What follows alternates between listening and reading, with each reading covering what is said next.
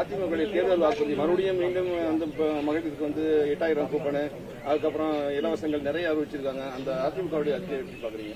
ஏற்கனவே அறிவிச்சதையும் திமுகவுடைய அந்த தேர்தல் அறிக்கை எப்படி பாக்குறீங்க? 8000 வந்து மகளிருக்கு கூப்பன், அது வந்து என்ன வேணாலும் வாங்கிக்கலாம், ஃப்ரிட்ஜ் இருக்கு வாங்கிக்கலாமா? அதுக்கப்புறம் வந்து போன தடவை மின்சார கட்டணத்தை வந்து சொன்னாங்க, அதெல்லாம் நிறைவேற்றல. ஆனா புது வாக்குறுதி கொடுத்தாங்க, எப்படி பாக்குறீங்க? என்னது அதான் 8000 மகளிருக்கு வந்து அந்த உரிமை கொடுக்குறோம்.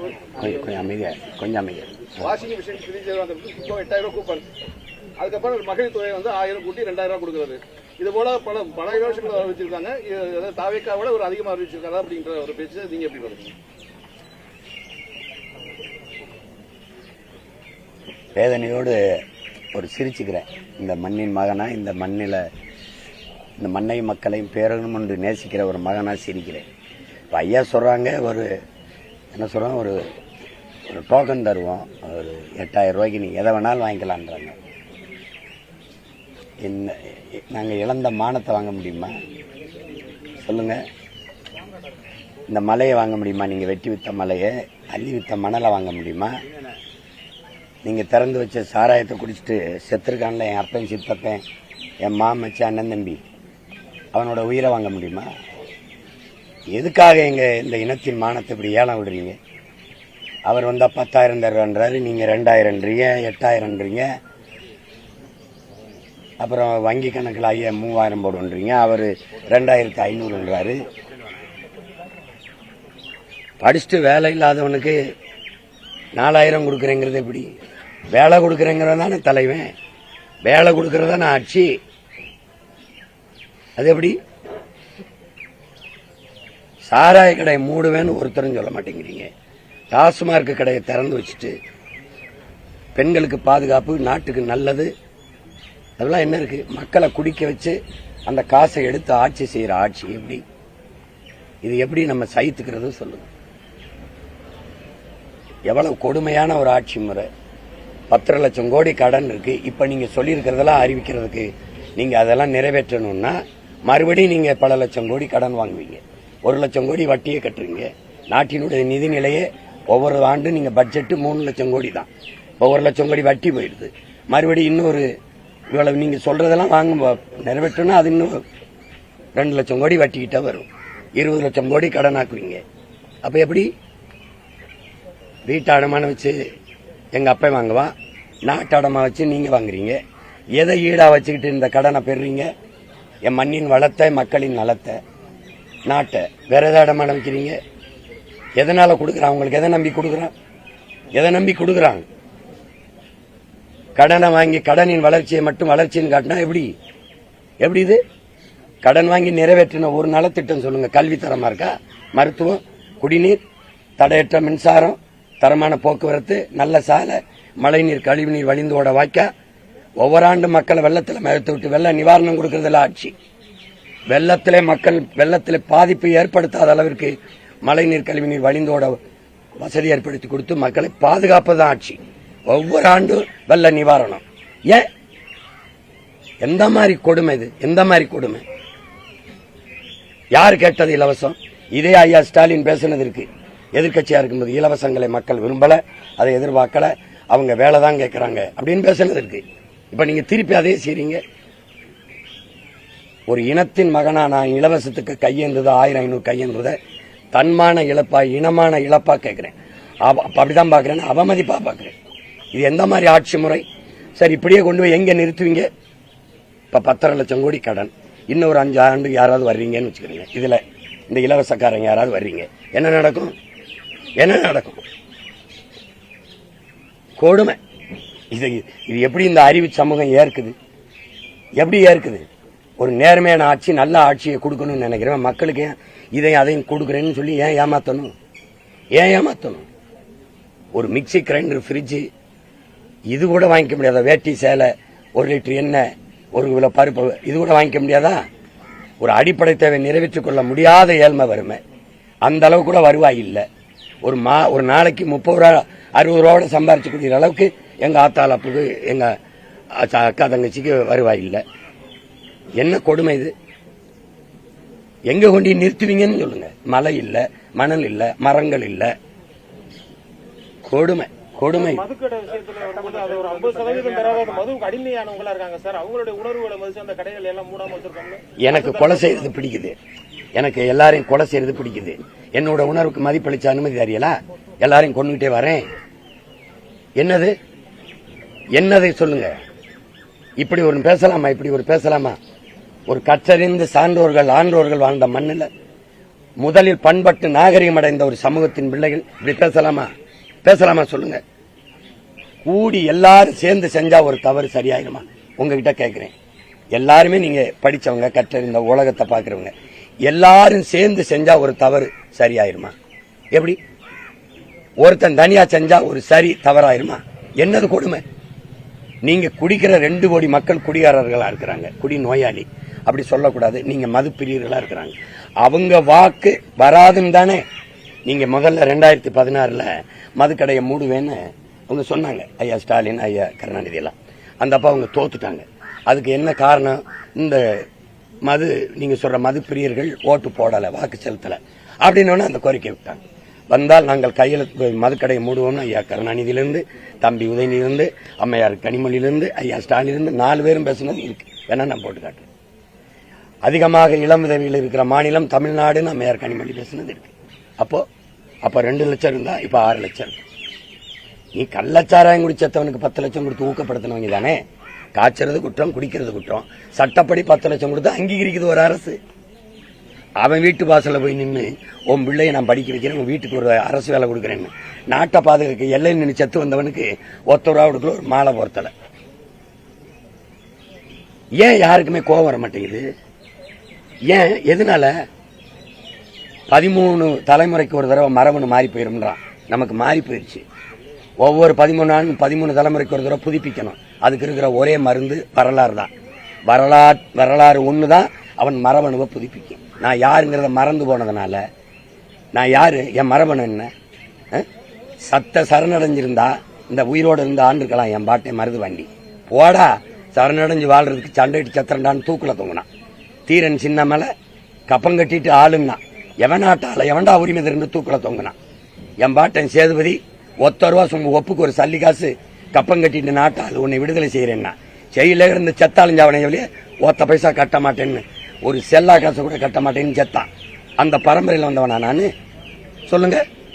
ஒரு கைம்பெண் புருஷனை இழந்து என் பாட்டை முத்துவிடுனா தவிர இழந்த ஒரு கைம்பெண் மூளையில உட்காந்து மூக்க சிந்திட்டு வெள்ளச்சேலை போத்தாமே பிள்ளைய கூட்டிகிட்டு போய் இன்னொரு பாட்டம் போய் தாயை போய் வாங்கி போயிட்டு பாபா நாயக்கர் கோட்டையில போய் மக போல இருந்த அடைக்கலம் பெற்று ஐதரில் திப்பு சுல்தான் மதுரை வாங்கி இழந்த நினைத்த மீட்டு போரிட்டு மீட்ட மரத்தி மக்கள் நம்ம இந்த கொடுமை எங்க போய் சொல்றது? ஏன் உன் பரம்பரை நிலத்தை என்ன பட்டு போச்சா? என்னாச்சு? மானத்தை ரோசத்தை அடமான வைக்கிற ஈன கூட்டமாயிட்டமா? எதுக்கு கையெந்திர? இப்ப சரி உங்க கொடுக்கட்டும் 5000. என்ன உன் பரம்பரை சொத்து? நீ கர்ண மகாராசா வித்துப்பிட்டு கொடுக்க போற? எங்க இருந்து கொடுப்ப? உங்க அப்பன்ட்டு காசா இல்ல எங்க அப்பன்ட்டு காசா? என் வரியிலிருந்து தானே கொடுக்கணும். அந்த வரி எங்க இருந்து எடுப்ப? அத்தியாவசிய பொருள் இருந்து எடுப்ப. மின் கட்டணும், பஸ் ஓசியாவன் கேட்டேன், தரமான பஸ் தான் கேட்டேன். நான் கேட்கறதுக்கு பதில் இருக்கா? ஓட்டுநருக்கு நடத்துனருக்கு சம்பளம் எங்கிருந்து கொடுப்ப? யார் காசுல கொடுப்ப? பஸ் பழுதாயிருச்சு, எந்த காசுல சீரமைப்ப? எரிபொருள் யார் காசுல நிரப்ப? மறுபடியும் எங்க காசு தான். அது எங்கிருந்து எடுப்ப? ஒவ்வொரு பட்ஜெட்லயும் பற்றாக்குறை பட்ஜெட். அப்புறம் அதுக்கு நீ இப்படி அறிவிச்சுக்கிட்டு இருக்க? எப்படி?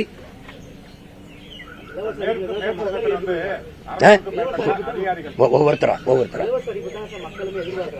இல்ல இப்படி சொல்லாதீங்க. நீங்க அப்படி சொல்லாதீங்க, அப்படி சொல்லாதீங்க. ஏன் நீங்க அப்படி சொல்றீங்க? எல்லாரும் விரும்பி குடிக்கிறாங்க, திறக்கணும்ன்ற மாதிரி இருக்குது இது. அப்புறம் தினம் பாலியல் தொல்லை நடக்குது. 6 வயசு குழந்தை, 60 வயசு அம்மா, அவங்க விரும்புறாங்க. விபச்சார விடுதியை திறந்துருமா? சொல்லுங்க. திறந்துருமா? இந்த பாலியல் குற்றம் குறைஞ்சிரும். திறந்துருமா? உங்களுக்கு கஷ்டமா இருக்கல? அப்புறம் இலவசத்தை விரும்புறாங்கன்னா நீ அந்த ஏழ்மை விரும்பில ஏன் வச்ச? 60 ஆண்டுகளா ஆண்டில 1 கிலோ அரிசிக்கும் 1 கிலோ வெள்ளத்துக்கும் ஏன் கையேந்த வச்ச? அவனே வாங்கிக்கிற ஒரு தற்சார்பு வாழ்க்கையை கொடுக்க முடியாதா? சொல்லுங்க. ஒரு அரிசி பருப்பு வேட்டி சேலை கூட வாங்க முடியாது. தன் காலில் நிக்கிற ஒரு தற்சார்பு வாழ்க்கையை என் மக்களுக்கு கொடுக்க முடியாதா? அந்த ஏழ்மை வறுமையில ஏன் வச்சா? 60 ஆண்டுகளா ஆண்டு வச்சிருக்க நீ. என்னது நல்லாட்சி? என் மக்களை கையேந்திர நிலைக்கு நான் சொன்ன கோச்சுக்குருவியா பிச்சைக்காரன்னு. நான் கையேந்திர என்ன சொல்றீங்க? பிச்சைங்கிறீங்க. நான் திரள் நிதின்னு கேட்கறதுக்கு மக்கள்கிட்ட கேட்கிறேன். மேல அன்பு இருக்கு கொடுக்குறான். நீ திருட்டு நிதி வச்சுக்கிட்டு கட்சி நடத்துற. நான் திறன் நிதியில மக்கள் காசுல இருந்து மக்கள் இயக்கம் நான் மக்கள்கிட்ட இருந்து வாங்கி நடத்துறேன். அதையே நீ கவலைப்படுத்துற, பிச்சை எடுக்கிறான் சீமான்ற. அப்ப நீ என் மக்களை, ஒட்டுமொத்த நாட்டு மக்களை கையேந்த வச்சது பிச்சை இல்லாம எப்படி இலவசமாகும்? எப்படி இலவசமாகும்? யாராவது உங்ககிட்ட ஐயா எங்களுக்கு இலவசமா பஸ் ஓட்டுங்கன்னு கேட்டாங்களா? ஐயா எங்களுக்கு இந்த தேர்தல் வருது, இங்க வருங்க ஒரு டோக்கன் கொடுங்க, நாங்க அதை வாங்கிக்கிறோம்னு கேட்டாங்க. நான் சொல்லுங்க, கேட்டது யாரு? ஆசிரியர் ஊதிய உயர்வு, மருத்துவர் ஊதிய உயர்வு, செவிலியர் ஊதிய உயர்வு, பணி நியமனம், வேளாண்குடி மக உரிய விலையை கொடுத்து கொள்முதல் செய்ய நெல்ல, அதானே கேட்கிறேன். போக்குவரத்து தொழிலாளர் பழைய ஊதியம், ஆசிரியர் பணி நியமனம், கேட்கறத கொடுக்க மாட்டேங்கிறீங்க. வீதியில் இன்னும் போராடுற கோரிக்கை ஒன்னு கூட நிறைவேற்றப்படல.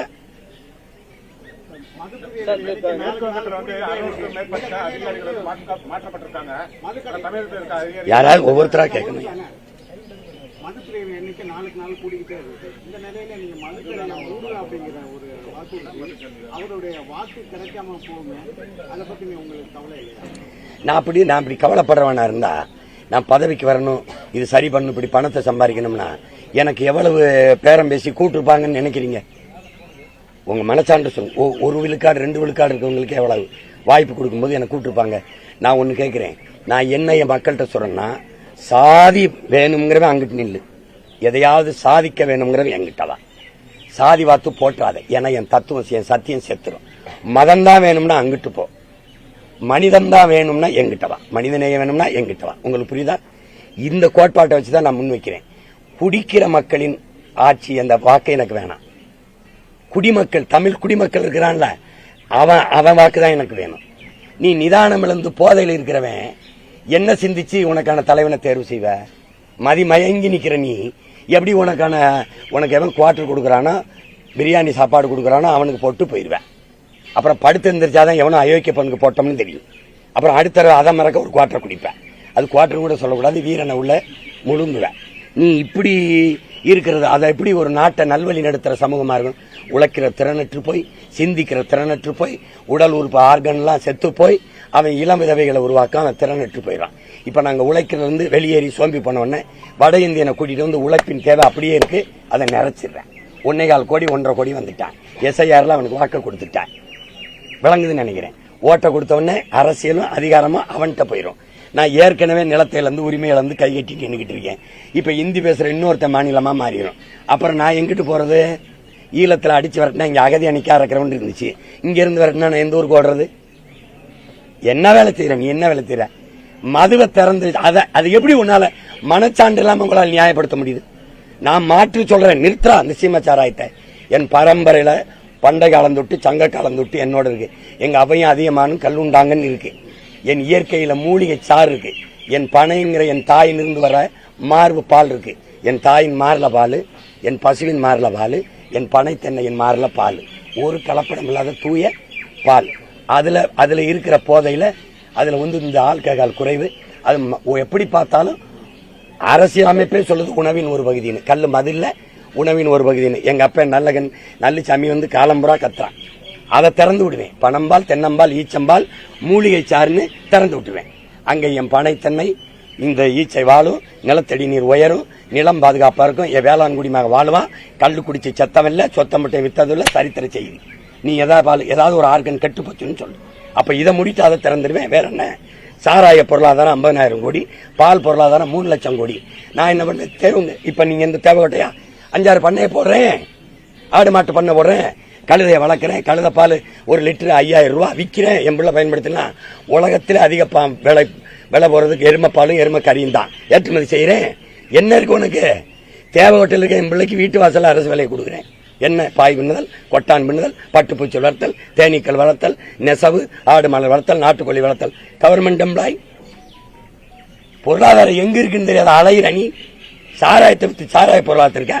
தமிழ்நாட்டின் பாலின் சந்தை மதிப்பு 3 லட்சம் கோடியா இல்லையா? நீ பாலை எங்கிருந்து வாங்குற? ஆந்திராவில இருந்து.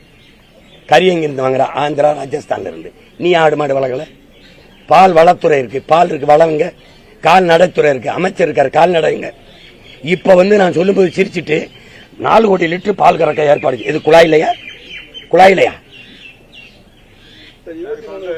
அடுமை தேர்தல் எலெக்ஷன் வந்து தேர்தல் வந்து இப்ப வந்து பணம் கொடுக்காம நேர்மையாக நடக்குமா? மேற்பட்ட அதிகாரிகள் மாற்றப்பட்டிருக்காங்க. இதில் நீங்க தான் கேள்வி வைக்கணும். இருங்க, ஓட்டுக்கு காசு கொடுக்க மாட்டேன்னு சொல்ற உங்க பிள்ளை என்னோட வண்டியை சோதிக்கிறாங்க. ஓட்டுக்கு காசு கொடுத்துக்கிட்டு இருக்கிறவன் இதை இவங்க சோதிக்க மாட்டேங்கிறாங்க. நீ தேர்தல் ஆணையம், நீதிமன்றம், ஐயா இருங்கயா, ஐயா அமைதி, மாண்புமிக்க இந்த நாட்டின் நீதி, கற்றறிந்த சான்றோர் பெருமக்கள், நடுநிலையாளர்கள், அறிவார்ந்த பெருமக்கள் இந்த இலவச அறிவிப்புகளை எப்படி ஏற்கிறாங்க, சகிக்கிறாங்க?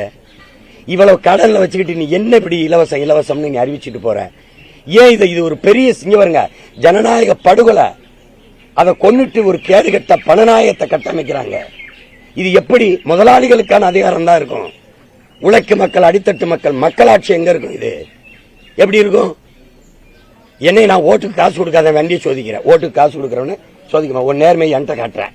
நீ யாரை பறிக்கிற? மிளகா முட்டை வித்து விட்டு காசு கொண்டாடுறவன், மளிகை கடைக்கு சரக்கு வாங்க போறவன், அப்பனை சேர்த்துட்டு அதை போய் கட்டி மருத்துவமனையில் கூட்டிட்டு வர பணம் எடுத்துட்டு போறவன், இவங்க காசை பறிச்சுக்கிற.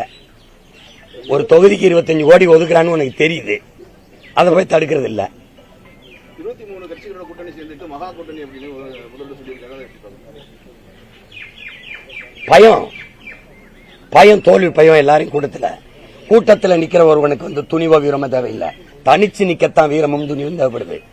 நாங்க என் மக்களை, மண்ணை முழுமையா நேசிக்கிறோம், நம்புறோம். அவங்க நம்பல, அதனால தலைவர்களை, இயக்கங்களை நம்புறாங்க, கட்சிகளை நம்புறாங்க. நல்லாட்சி கொடுத்தோம்னு தனிச்சு நிக்க வேண்டியதானே? எதுக்கு உங்களுக்கு சீட்டு பேரம் பேசி நோட்டு கொடுத்துக்கிட்டு எதுக்கு செய்யணும்? சொல்லுங்க, நீங்க சொல்லுங்க. 22 என் ஓட்டு 36 லட்சம்னு சொல்றேன். அப்படி ஐயாவை சொல்ல சொல்லுங்க, அவர் ஓட்டு எவ்வளவு? இல்ல ஐயா எடப்பாடியை சொல்ல சொல்லுங்க. ஆமா, பயம், நேர்மை துளியும் இல்ல, அச்சம். நீங்க 5 ஆண்டு கால ஆட்சி முடிஞ்சு இறங்கும் போது ஒரு தலைவன் எப்படிப்பட்ட ஆட்சி கொடுத்தேன், என் ஆட்சி தொடரணும், என் மக்கள் விரும்புவாங்கன்னு சொல்லல. நீங்க ஆயிரக்கணக்கான கோடிக்கணக்கான ரூபாய் சொல்லி தொடரட்டும், ஸ்டாலின் ஆட்சி தொடரட்டும், தமிழ்நாடு வாழட்டும், இப்படிதான் சொல்லிட்டு இருக்கு. நீங்க தான் விளம்பரப்படுத்துறீங்க. எதுக்கு? நீங்க இலவசம் 1000 ரூபாய் கொடுத்த இடத்துல அடுத்து 8000 கொடுக்கற அளவுக்கு வளர்த்திருக்கீங்க மக்களை. எல்லாம் வறுமை ஏழ்மையா வளர்த்திருக்கீங்க. இது ஒரு ஆட்சி முறை. படித்தவன் வெகுண்டு எழாம, ஒரு அறச்சீற்றம் கொள்ளாம, விழிப்புணர்வு பற்றி எழாம இந்த அநியாயத்தை சகிக்க முடியாது. முதல்ல இந்த கொடுமை முடியட்டும், நமக்கெல்லாம் விடியட்டும். ராமதாஸ் சசிகலா கூட்டணி போட்டிருக்காங்க, அதை நீங்க எப்படி பாக்குறீங்க? அது ராமதாஸ் நீங்க நல்லவர்னு ஒரு சமயம் விமர்சிச்சிருக்கீங்க. அதே சாட்டைத்துறை சசிகலாவும் ராமதாசும் வயசானவங்க, கருதுங்க அப்படிங்கிற மாதிரி விமர்சனம் பண்ணிருக்காரு, எப்படி பாக்குறீங்க? இல்ல, அது என் தம்பி ஏதாவது சொல்லியிருப்பா சும்மா. அதுல நான் 2 பேர் மேலையும் மதிப்பு வச்சிருக்கிறவன். எங்க ஐயா எனக்கு ஒரு தந்தை போல. அவர் அவர் நிழல்ல வளர்ந்த பிள்ளைல நான் ஒருத்தன், அதெல்லாம் சொல்லக்கூடாது. அவரு நான் என்ன பார்ப்பேன்னா, இந்த வயசுலயும் ஓய்வுல போய் சும்மா வீட்டில் இருக்காம ஏதோ நம்மளால முடிஞ்சதை ஒரு கருத்தை மக்களுக்கு சொல்லணும்னு நினைக்கிறாரு. அதுக்கு நீங்க பாராட்டணும். மற்றவங்களாம் ஒதுங்கி போயிட்டு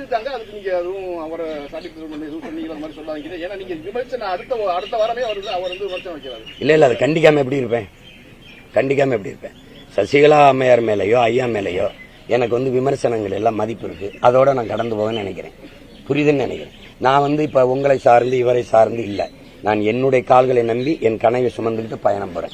இல்லைன்னா எல்லாரும் கூட்டணி கூப்பிடும்போது போயிருக்க மாட்டேன்னா உங்களுக்கு புரியுதுன்னு நினைக்கிறேன். அதனால அதை என் களத்துல யார் எதிரி இல்லையோ அவங்கள புகழ்ந்து விடுன்றான். எனக்கு களத்துல யாருன்னு எனக்கு தெரியும். அவங்களோட தான் நான் மோதுவேன். நான் எதிரியை குறிச்சிட்டு தான் பிரசவமானவன். புரியுதா? கற்பப்பையில் இருக்கும்போது எதிரி யாருன்னு தீர்மானிச்சுட்டு தான் வெளியில வந்தவன்.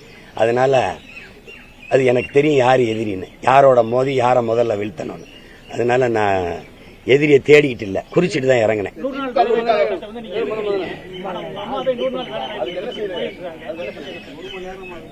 கொஞ்ச நேரங்க. இல்ல எங்க அம்மா ஏன் போனீங்கன்னு கேட்டேன். என் தம்பி என் தங்கச்சின்னு சொல்லும்போது ஒருத்த கூட இல்லப்பா, வீட்டுல தனியா உட்காந்துருந்தேன். எல்லா சொந்தக்கார பிள்ளையும் அந்த மரத்துக்கிட்ட போய் உட்காந்து பேசிட்டு இருந்துச்சுங்க. சரி, அதுகளோட போய் வாங்காத்தான் நீங்களும்னு அங்க போய் உட்கார்ந்து இருந்தேன். நாங்க இருக்கு. நான் சொல்றேன், 100 நாள் வேலை திட்டத்தை நான் எதிர்க்கிறேன்னா உங்க எல்லாரும் மனச்சான்றேன்னு சொல்லுங்க. அந்த திட்டம் ஏதாவது நன்மை வைத்திருக்குன்னு சொல்லுங்க. காங்கிரஸ்காரங்க கொண்டு வந்தது நாட்டை நாசமாக்குறது. ஓட்டுக்காக பாரதிய ஜனதாவும் திமுக அந்த திராவிட கட்சியிலும் தொடர்ந்துட்டான். ஒரு நாடு ஒரு மக்களினுடைய மனிதனுடைய அறிவாற்றலையும் உடல் ஆற்றலையும் உழைப்பில ஈடுபடுத்தி உற்பத்தியை பெருக்கினாதான் அந்த நாடு வாழும் வளரும். சும்மா சம்பளம் தாரேன்னா என்ன நடக்கும்? இப்போ இந்த 100 நாள் வேலை திட்டம் எவ்வளவு நாள் ஆச்சு? நட்டு வச்ச மரங்கள் எத்தனை, தூர்வாரின குளங்கள் எத்தனை, சீரமைச்ச சாலைகள் எத்தனை? ஒண்ணும் இல்ல. உங்களுக்கு தெரியும்.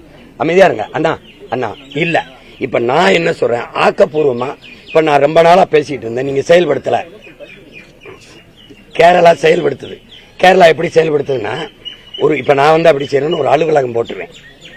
நீங்க 100 நாள் வேலைக்குன்னா அந்த அவங்கள பதிவு பண்ணி வச்சிருப்பேன். இப்ப இவர் வேளாண்மை செய்யறாரு, அறுவடைக்கு ஒரு 20 பேர் வேணும்னா கருதற்க என்கிட்ட பதிவு பண்ணிடுவார். இந்த 20 பேர் அனுப்பிடுவேன். வண்டி அவர் கூட்டிட்டு போறாரா இல்ல நாங்க வச்சு அனுப்பணுமா, அதுக்கு வாடகை இவர் கட்டிடணும். சாப்பாடு போட்டுருவாருன்னா போட்டு சாப்பாடு செலவு கொடுத்துணும். அவங்க வந்து காலையில இருந்து போய் அந்த அறுவடையில எவ்வளவு 1 மணி 2 மணி வரை வேலை செஞ்சுட்டு இருந்தாங்கன்னா அவர் வெளியேறும் போது அந்த உழைப்புக்கான ஊதியம் 500 கொடுத்துருவாரு. நாங்க ஒரு 300 கொடுத்துருவோம். 800ஓட ஐயா கேளுங்க வீட்டுக்கு போயிருவாங்க. அப்ப உழைப்பு, உடல் ஆற்றல் உழைப்பில் ஈடுபடுத்தப்படுது, உற்பத்தி பெருகுது, விளைச்சல் பெருகுது, வறுமை குறையுது. அதுதான் சரியா இருக்கும். நான் வந்து அப்படிதான் செய்வேன். புரியுதா? அப்படிதான் செய்வேன். அதுதான் நான் சொல்றது. வெற்றி வாய்ப்பு நீங்க ஓட்டு போடுவீங்களா எனக்கு? அப்ப உறுதியா வெல்லுவேன்.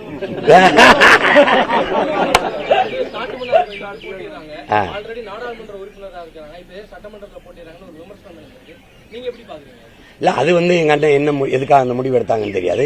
எங்களோட கோட்பாடு ஒருவர் 2 தொகுதியில போட்டி போடுறதோ, ஏற்கனவே ஒரு பொறுப்புல இருக்கும்போது மறுபடியும் இன்னொரு பொறுப்புல, அது எங்க ஐயா வசந்தகுமார் நிற்கும் போது கூட நான் வந்து அதை எதிர்த்தேன். எப்படின்னா அவரு சட்டமன்ற உறுப்பினராக நாங்குநேரியில் இருந்தார், திருப்பி கன்னியாகுமரியில நாடாளுமன்றத்துக்கு போட்டிட்டார். அப்ப நான் என்ன கேட்டேன், உங்க கட்சியில வேற ஒருத்தனை இல்லையா அந்த நாடாளுமன்றத்துல கன்னியாகுமரியில நிக்கிறதுக்கு, நாகர்கோவில் நிக்க? அப்படின்னா ஒருத்தர் 2 பதவிக்கு போட்டியிடும் போது இன்னொருத்தருக்கான ஜனநாயகத்தில் அந்த வாய்ப்பு நிராகரிக்கப்படுது. இப்ப 2 பதவியில் இருக்கும்போது ஒரு பதவியை வச்சுக்கிட்டு ஒரு பதவியை விலகணும். அப்ப நாங்குநேரியில அவர் எம்பி ஆன உடனே பாராளுமன்றத்துக்கு போன உடனே அது உயர்ந்த பதவின்னு அதை போயிட்டு இது விலகிட்டார்.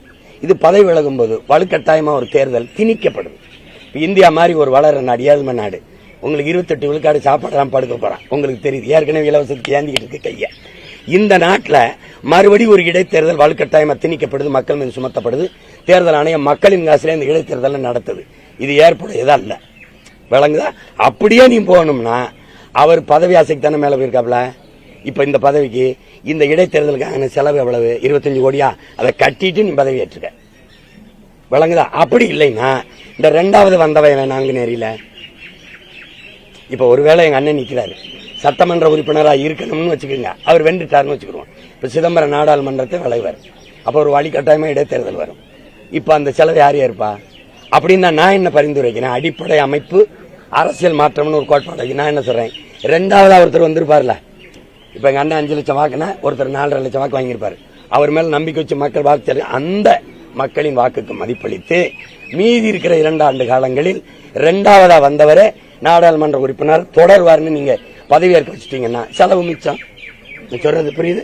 அப்ப அதுதான் அடிப்படை மாற்றம், அமைப்பு மாற்றம்.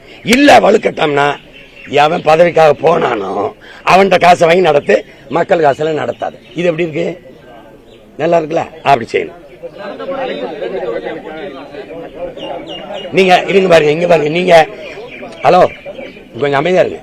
நான் காரைக்குடிக்கான மகன்ல ஒட்டுமொத்த தமிழ் குடிக்கான மகன். எனக்கு என் மண்ணுக்கு என்ன செய்யணும்னு தெரியும். மொத்தமாவே இது வரைக்கும் நீங்க இப்படி பேசிட்டு இருந்தா நான் இப்படி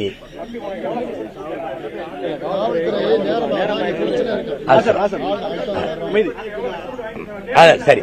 இங்க பாருங்க, சரி சரி, மறுபடியும் நன்றி, வணக்கம்.